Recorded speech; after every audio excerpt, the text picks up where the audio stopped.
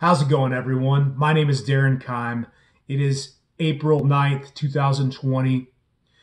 And today, for my vlog, I want to look back on my dad's life because today is exactly a year since he passed away after dealing with complications from cancer.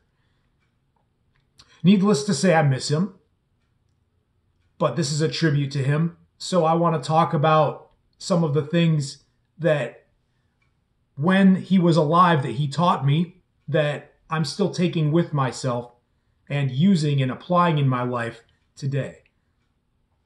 Before I get any further, I do have a channel on YouTube. My name is Darren Keim. You can go there and you can subscribe, and I'd love to have you on board. I talk about a wide variety of things, be it from religion to politics to tech things, nerdy things like that, to how to improve yourself and live the best life possible. And with that being said, my dad taught me a lot of things in how to live the best life possible. Last year, on this day, I released a vlog called Bad Threads Living. I'll put it up on my Facebook for anybody that would like to watch that again. That vlog was basically my tribute to Dad about how what he would do is anything that was his, it was to be treated with extra care and extra pride. That's how he was. So, for example, he had a Chrysler LeBaron convertible that was, I believe it was like early 90s convertible. It wasn't like a great car, but my dad loved it. My dad would go out and he would wax it, wash it, clean it, drive it in parades. To my dad, that car was, it was perfect. He had a jacket that he would wear that he found on discount at Burlington Coat Factory. He would wear this jacket and he called it his Bad Threads. And it actually wasn't a bad looking coat, but it was more the fact that he was so proud of it. And it wasn't like a top of the line, high name brand, something that maybe the world would say is like an elite level fashion statement or anything like that. But it was Dad's, it was his. And so to him, something that was part of his life had high significance, high value, and he treated it with care and with pride. He did that with us as his children too. My dad was always somebody that he was just kind of quiet in his love and his affection for us, but it was always there. My dad was a constant source of security and of wisdom and of leadership. He showed me a lot of things, and I was talking with my mom about it on Monday. We were reminiscing about my dad.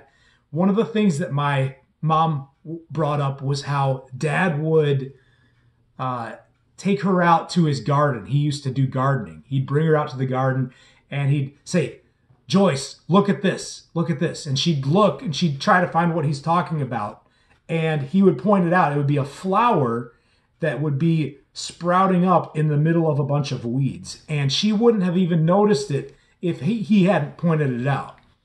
But my dad was the type of person who he would find the beauty in the weeds. He would find that thing and he would recognize it and appreciate it. He did that with us as his children. He did that with his business, with his possessions, and he also did it with the people that were around him. My dad was a pastor for 20 years at a small Mennonite church called Fairhaven Mennonite Church in Michigan, and we had a family there.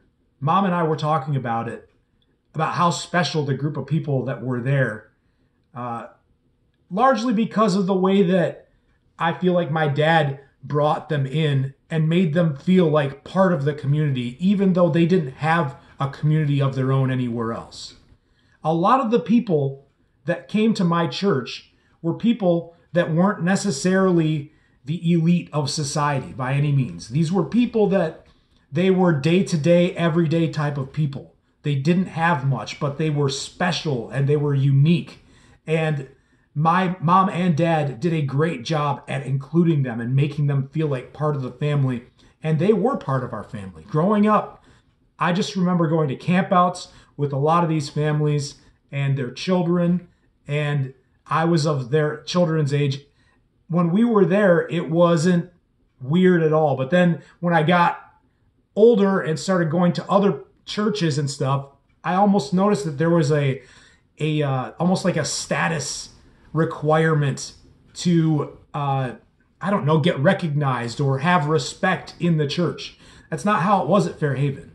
And that's because of the way that my dad was. He was humble. He would do things behind, as Jesus would say, when you go and you say, if you fast or if you do something for the Lord, if you're praying, don't do it in public for people. Do it in your own privacy where it's between you and God, and then that's where your reward will be. If your reward that you're seeking is by being seen and by elevating your status to become more of higher esteem in their eyes, Jesus said, all right, you just got your reward. That's your reward. When you do this stuff for me and you're not doing it for anybody else, you're going to get a reward in heaven.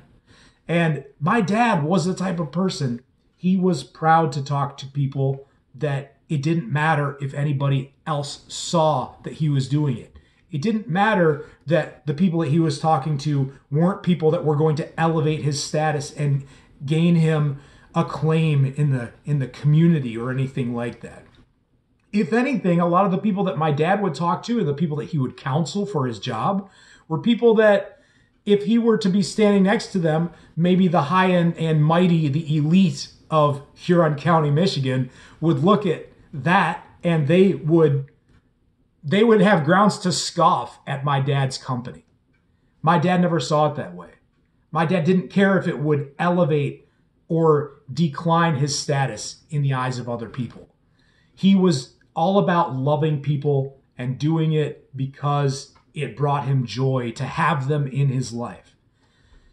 I think that's a very important thing for all of us. And I guess that's something that I'm wanting to take with me as I move forward. I remember there was one lady that she came to our church, a very sweet lady. When I was a kid, I was a kid that was cruel in many ways that kids are cruel. This woman, she didn't have any teeth. She had the condition where her eyes popped out of her head, and she was a chain smoker. But she came to our church on a regular basis, and she was a wonderful person. I know that now looking back, and I wish that I could go and give her a hug as an adult, now that I have a better understanding of what value is to be seen in people. Anyways, she came one day to church and she had made mom and dad a to scale model of our church with cigarette butts that she had saved. She had applied some kind of a paste or paint or something over them to make it actually stand up. And it was actually a pretty accurate model of what our church looked like. She made it out of cigarette butts that she had been smoking. Instead of like the typical, I guess when I think about the reputation that our church, that churches in general, that Christianity in general has. Christianity in general has the reputation that we judge people a lot, that we don't want to be seen with people that are doing things that would be considered evil or wrong. So she brings in this church replica made out of old cigarette butts. And what did my dad do about it? Well, what my dad did was he thanked her, and he actually positioned it in a prominent location in our church. I remember it was in the foyer for a while. When you walk in, there's a table there, and it was sitting there in the foyer where people could go up and they could look at it. Most churches Most people in leadership at a church would never do this. They would say that looks tacky. They would say that's sending the wrong message.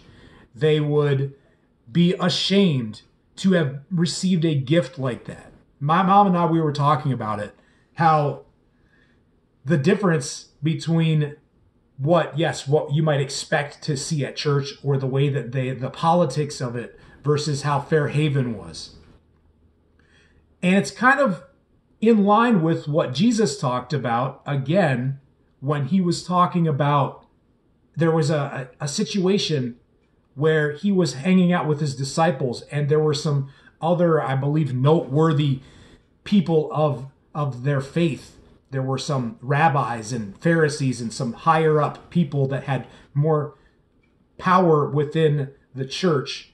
Back then, the church was, in the Jewish community, the higher leaders in the church, such as rabbis and priests and Pharisees, they were the higher of status because they had the power. So they're at this event, and Jesus is reclining, and his disciples are all there, and a prostitute comes up, and she gets down by Jesus' feet, and she starts crying, and her tears fall onto Jesus' feet. And as she's crying and her tears are falling on Jesus' feet, she takes her hair and she begins to wash Jesus' feet with them. This makes the disciples very uncomfortable.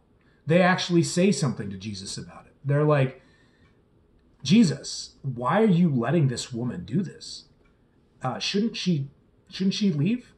And Jesus is like, look at what she's doing for me. She's serving me. Who of you has washed my feet? This woman is doing it for me. And she is valuable. And I recognize what she's doing.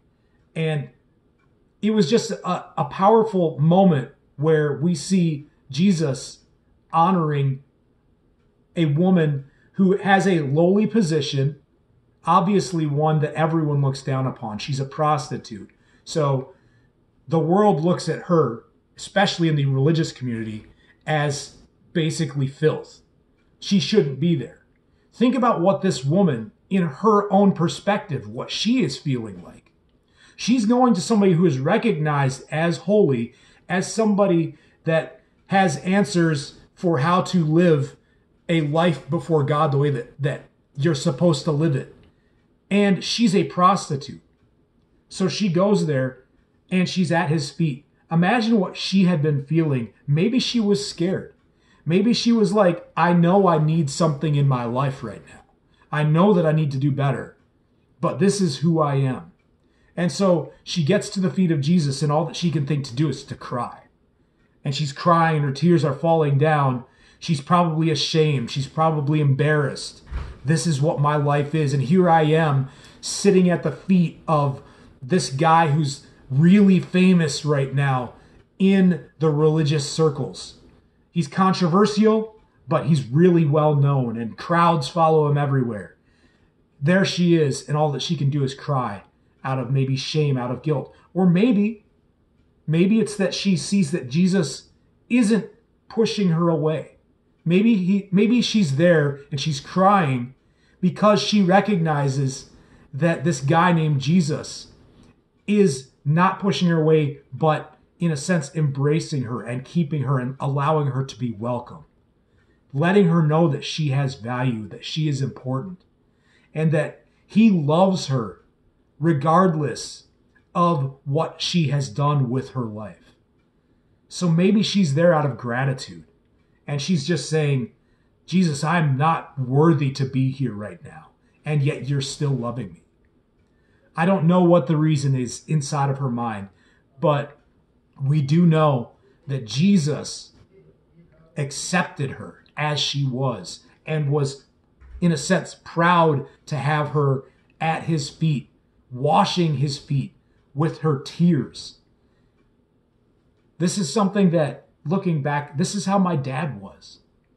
And I'm proud. I will boast about my dad. These are the things that I hope I take away from my dad's life. And I know for a fact that when I was a kid, I was cruel to a lot of people. I looked at them through the eyes of a kid that judges people who have not. The people that the have-nots, or the people that have, the people that are popular, the people that aren't popular. I was somebody, whether I did it openly or whether I did it in my own heart and I lived according to it, I would look at people and I would value them incorrectly. I would value them based off of status or what it could get for me. And now that I'm older, now that I've had some amazing examples to look at, my dad being the main one, my dad and my mom, I understand what value looks like, and I want to take that forward. I think that that's all I got for now. I'm going to leave it at that because I just want to say I love you, Dad. I don't know if you can hear me. I don't know. The Bible isn't necessarily clear about, when you're in heaven, are you allowed to look down and hear the people that are still on earth? It's not exactly definitive on that, but I know that there's times where I talk to my dad as if he is. And I miss him. I miss his wisdom and his example. I'm just grateful for him, though. I had him for 39 years of life, and I appreciate everything about my dad. Thank you, Dad. I love you. With that being said, again, feel free to subscribe to my YouTube channel. I'd love to have you on board. Darren Keim. Just search out that name on YouTube. I also do a podcast. I just started it, so it's kind of like a soft introduction, a soft opening, so to speak, where I haven't really promoted it because I'm still getting it off the ground. But if you go to Anchor, if you get on your phone, go to Google Play or to Apple Store, find the Anchor app. You can go on there and you can find my podcast. It's called The Naked Eye Podcast. And on it, I talk about the big things of life, the big questions. So, how did we get here? How did life start? Where do we go after we die? How did the universe begin? Is the Bible or religion or atheism or any of these things, what's the correct way to look at life? These are all things that are the big questions. Are there other life forms out there in the universe? What's the future going to look like? These are all things that are, big questions that we don't really have answers for, but they're a lot of fun to talk about. So if those are things that are interesting to you, come check it out. My phrase for that is calibrating eyesight to see the light in dark places. And what that's talking about is finding the truth in those things that we don't know, where it seems foggy, where it's not certain, or where we need to step into the truth and know things about ourselves when things are dark, when there's a storm. All of these things, illuminating life to allow us to see it in the clearest, most accurate perspective and what that feels like. So, thank you guys. Love you all. Until next time. Thanks. I'm out.